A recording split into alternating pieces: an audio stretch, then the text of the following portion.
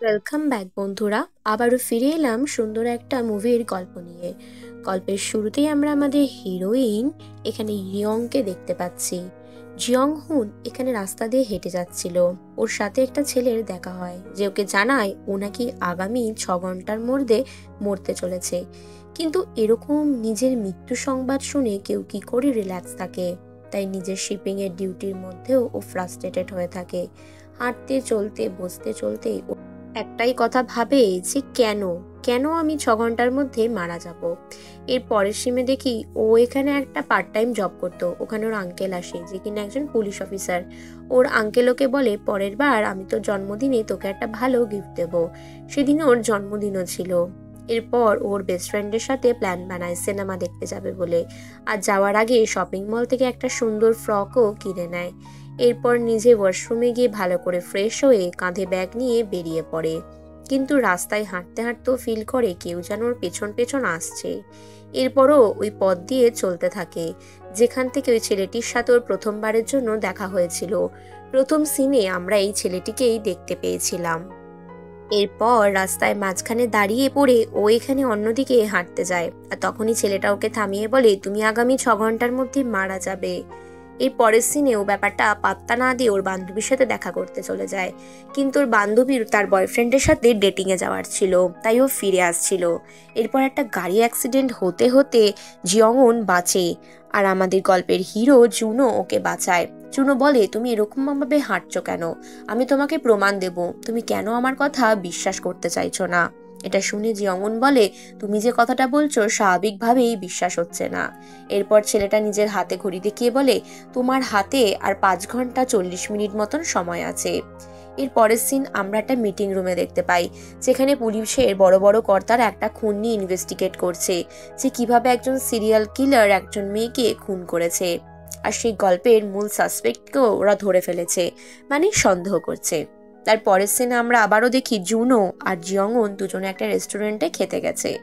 এরপর দুজনে বসে থাকতে থাকতে গল্প করতে করতে জিয়ংউন বলে তুমি হঠাৎই আমাকে কেন দেখলে? আমি কি তোমার প্রথম? এটা শুনে হিরো জুনো বলে না, আমি এর আগেও একজনকে দেখেছি। আর একটা জিনিস সব থেকে অবাক করা বিষয়, আমি তোমাকে এই জামাটা পরেই মরতে দেখেছি। তোমার বুকের মধ্যে ছুরি ঢুকিয়ে দেওয়া হবে। তাই আমি তোমাকে বাঁচাতে এসেছি, তুমি যাতে খুন না হও সেই কারণে। এটা শোনার পর জিয়ংউন বলে আমি কিভাবে খুন হব? ও তখন বলে তুমি একটা ফাঁকা গুদাম ঘরে, আর সেইখানে খুন হয়ে তুমি রক্তাক্ত অবস্থায় পড়ে থাকবে। আমি তোমাকে এইভাবে দেখেছি। তার পরের সিনে আমরা আবারও পুলিশ কর্তাদের দেখতে পাই যেখানে ওরা ওই খুনিকে ধরবার জন্য পাগলের মতন উতলা হয়ে রয়েছে, যেখানে বাকি সকলেই আলোচনা করছে। আর এখানে যে মহিলা পুলিশটিকে দেখতে পাই সে সব থেকে বয়সে ছোট, কিন্তু এই সিরিয়াল খুনের ব্যাপারে ও কিছু ক্লু পেয়েছে। টিম মেম্বারদেরকে ও এটাই জানায় যে আমি কিছু ক্লু পেয়েছি, আশা করি সেই আসল খুনিকে আমি খুব শীঘ্রই ধরতে পারবো। এরপর আমরা ওখানে দেখি ওর হেড পুলিশ অফিসারকে, যে কিনা আরেক দিক থেকে জিয়ংউনের আঙ্কেলও ছিল। তার পরের সিন আমরা আবারও জিয়ংউন আর জুয়নের কাছে চলে যাই। জুনো ওকে বলে যে তুমি জানো আমি আমার গার্লফ্রেন্ডকে হারিয়েছি, তাকেও আমি মরতে দেখেছিলাম। আর নিজের চোখে ওই ঘটনা মানে একদম হুবহু মিলে গেছিল।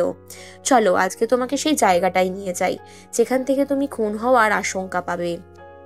এরপর হঠাৎ করেই জুনো জিয়ংউনের সাথে চলে যায়, কিন্তু রাস্তায় গিয়ে ওর আঙ্কেলকে ফোন করে জানায় যে কিনা পুলিশ অফিসার ছিল। বলে আমার সাথে একটা স্ট্রেঞ্জ ছেলের দেখা হয়েছে, সে বলছে আমি নাকি আগামী 6 ঘন্টার মধ্যে মারা পড়ব। ঘটনাটা শোনার পর ওর আঙ্কেল বলে তুই সমস্ত ইনফরমেশন আমাকে দিতে থাক, তুই কোথায় কোথায় ওর সাথে যাচ্ছিস, ভয় নেই, আমি তোকে প্রোটেক্ট করব। এরপর জিয়ংউন জুনোকে সঙ্গে করে নিয়ে যায়। বাসে যেতে যেতে ওরা একটা ফাঁকা রাস্তায় চলে আসে। এখানে একটা অদ্ভুত ব্যাপার বলি, এখানে আমাদের জিয়ংউনকে দেখি ও একটা মেস ক্লাবে কাজ করত। ওই মেস ক্লাবে ফ্রেন্ডশিপ করা হতো যেখানে মেয়েদেরকে ইলিগালি ইউজ করা হতো, মানে বয়সে কম মেয়েদেরও। তো এই ঘটনাটা নিয়েও বলতে থাকে জিয়ংউনকে যে আমি একটা ছেলের সাথে ডেটিং করতাম, সে তার বিনিময়ে আমাকে টাকা আর গিফট দিত। আমিও তাকে একবার ছোট্ট একটা টেডি দিয়েছিলাম, এতে আমি টাকা রোজগার করতাম, আমার লাইফ নিজের মতন চলতো। এটা শোনার পর জুনোকে বলে যে তুমি কি আমাকে জাজ করছো? জিয়ংউনকে জুনো জানায়, না আমি কারোর লাইফ নিয়ে জাজ করছি না। এর পরের সিনে head police officer junior police officer মেয়েটিকে বলে, আমি যে মেয়েটিকে খুন অবস্থায় দেখেছি, আশা করছি সিরিয়াল কিলারকে তুমি খুন হয়ে দেখতে পাবে। তো জুনিয়র পুলিশ অফিসার মেয়েটা ওদের হেড চিফকে কিছু কাগজপত্র দেয়, বলে স্যার আমি কিছু ক্লু পেয়েছি। কিন্তু হেড পুলিশ অফিসার ওকে ইনভেস্টিগেশন টিম থেকে সরিয়ে দেয়, যে কারণে জুনিয়র পুলিশ অফিসার মেয়েটি রেগে যায়। তারপরের সিনে আমরা আবারও জিয়ংউন আর জুনোকে দেখি, ওরা এবার সেই রাস্তা দিয়ে হাঁটতে চায়। এরপরে জুনিয়র পুলিশ অফিসার সিনিয়র ওই ছেলেটিকে জিজ্ঞেস করে যে আমাকে কেন সরিয়ে দেওয়া হলো। সিনিয়র পুলিশ অফিসার কিহুন বলে যে তোমাকে সরিয়ে দেওয়া হলো হয়তো তুমি একজন মেয়ে বলে, সব মেয়েরাই যে যোগ্য হবে এর তো কোনো মানে নেই।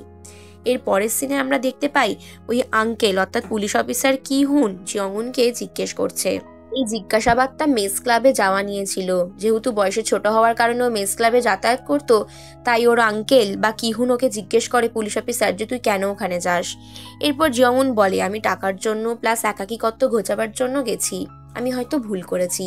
এইদিকে একজন পুলিশ অফিসারকে জিয়ংউনদের পেছনে লাগিয়ে দেওয়া হয়, ওরা কোথায় যাচ্ছে না যাচ্ছে ফলো করার জন্য।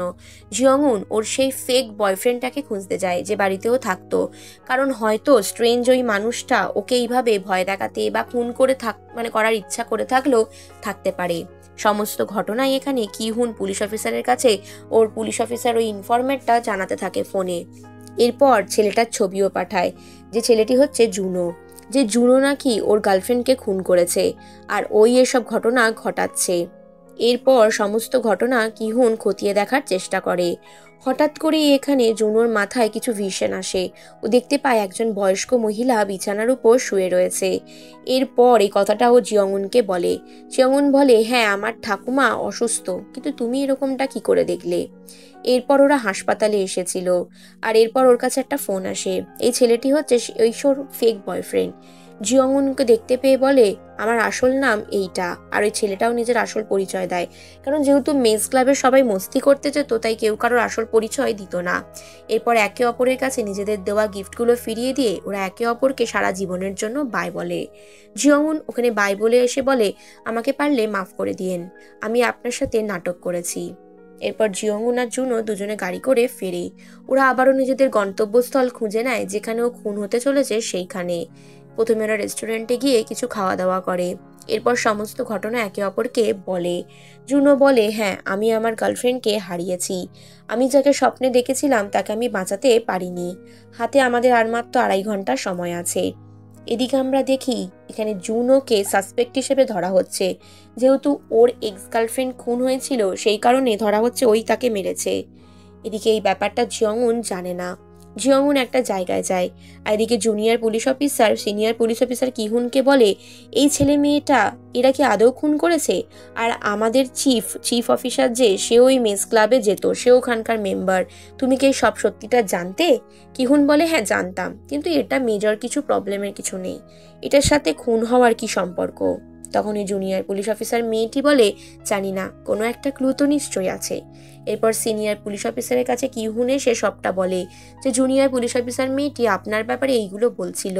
চিফ কিছু উত্তর দেয় না। এর পরের সিনে আমরা জিয়ংউন আর জুনোকে আবারও দেখতে পাই, ওরা একটা গলির ভেতর দিয়ে হাঁটতে শুরু করে। সেখানে গিয়ে ওরা একটা লোকের বাড়িতে যায়, আর ওই লোকটার বাড়িতে ধারালো অস্ত্রের কারবার চলতো। লোকটা অনেকগুলো ধারালো অস্ত্র দিয়ে বলে এই অস্ত্রগুলো এখান থেকেই তৈরি হয়, আর এসব দামি দামি অস্ত্র আমার কাছ থেকেই যায়। ঠিক ওই মুহূর্তে কিহুন পুলিশ অফিসার আঙ্কেলটার ফোনে আসে, আর জিয়ংউন ফোনটা ধরে জিয়ংউনকে ফোনের ওপ্রান্ত থেকে কিহুন বলে তুমি ভয় পেও না, ওই জুনো ছেলেটাই আসল খুনি, ওর গার্লফ্রেন্ডকেও খুন করেছিল, এবার তোমাকেও করবে, ওই সব মিথ্যে তোমাকে বাঁচাবার নাটক করছে। এরপর পিছন পিছন জিয়ংউন যায়, আর ওই ফাঁকা গ্যারেজের মধ্যে গিয়ে ওরা দুজনেই থমকে দাঁড়ায়। ওখানে যাওয়ার সঙ্গে সঙ্গেই জিয়ংউন নিজের ফোনটা অন করে দেয়, ভয়েস রেকর্ডিং স্টার্ট হয়ে যায়। আরেকদিকে এখানে জুনো নিজের ফোনে টাইমার অন করে দেয়।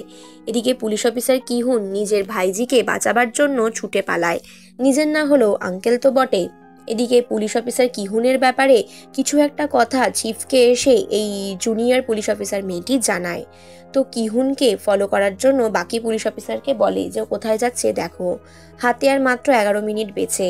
এটা শোনার পর জিয়ংউন বলে আমি কি সত্যিই মরে যাব? এরপরও ওর প্রচণ্ড নার্ভাস লাগে, আর ও জুনোকে মারে, বলে তুমি তোমার গার্লফ্রেন্ডকে মেরেছো, এবার আমাকেও মেরে ফেলবে। আর ওইখানে কিহুন চলে আসে। কিহুন এসে সোজা গুলিটা জিয়ংউনের দিকে তাক করে ধরে, বলে তুই এই দিকে চলে আয়, আমি ওকে মেরে ফেলবো বলে জুনোর দিকে একটা গুলি করে, আর জুনো ওখানে মেঝেতে লুটিয়ে পড়ে। এরপর দেখি কিহুন রাক্ষসের মতন, ভিলেনের মতন জিয়ংউনের দিকে এগিয়ে আসে আর বলে আমি সেই আসল খুনি, তুই এটা কোনোদিন জানতেও পারবি না। তখন কারণ জানতে চায় জিয়ংউন, যে তুমি এরকম ভাবে সব মেয়েদেরকে মারছো, তুমি আসল সিরিয়াল কিলার, তবে কেন করছো? তখন ওর আঙ্কেল বলে সব মেয়েরা মেস ক্লাবে যায় আর নোংরামো করে, এই মেস ক্লাব মোটেই ভালো জায়গা নয়, তাই আমি এই পৃথিবী থেকে সব খারাপ মানুষদের সরিয়ে দিচ্ছি। হঠাৎই তখন জুনোর জ্ঞান ফিরে আসে, আর জুনো এখানে পুলিশ অফিসার কিহুনকে মারে, বলে তুই আমার গার্লফ্রেন্ডকে মেরেছিস, তোকে আমি ছাড়বো না। এখানে বুকের মধ্যে জিয়ংউনের একটুখানি চোট লাগে, অর্থাৎ ছুরির আঘাত, আর তা করতে করতেই বাকি পুলিশ অফিসাররা চলে আসে, কিহুনকে অ্যারেস্ট করে। এবার স্বাভাবিকভাবেই ওখানে যাওয়ার প্রথমে জিয়ংউর ফোনে যেহেতু সমস্ত রেকর্ডিংগুলো ছিল, পুলিশকেও সেগুলো দিয়ে দেয়, আর আসল খুনিও ধরা পড়ে যায়। এরপর সমস্ত ঘটনা এখানে বয়ান দেয়।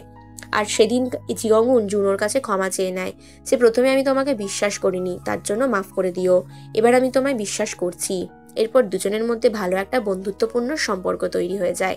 জুনো বলে, যাক, তোমাকে আমি বাঁচাতে পেরেছি, তোমার ফিউচার আমি বদলাতে পেরেছি, এটাতেই আমি অনেক খুশি। দুজনেই এখানে হাসপাতালের বেডে বসেছিল। শুধু তারপরের সিনে আমরা দেখতে পাই ওদের আবারও রাস্তায় দেখা হয়, কিন্তু একে অপরের জন্য স্ট্রেঞ্জার হয়ে নয়। ওরা একে অপরকে দেখে হাই বলে, আর বলে আমরা আমাদের জীবনে ভালো আছি, এভাবেই তাহলে চলো এগিয়ে যাওয়া যাক। আর এরই মাধ্যমে সুন্দর মুভিটাও শেষ হয়। তো কেমন লাগলো তোমরা অবশ্যই জানিও কিন্তু।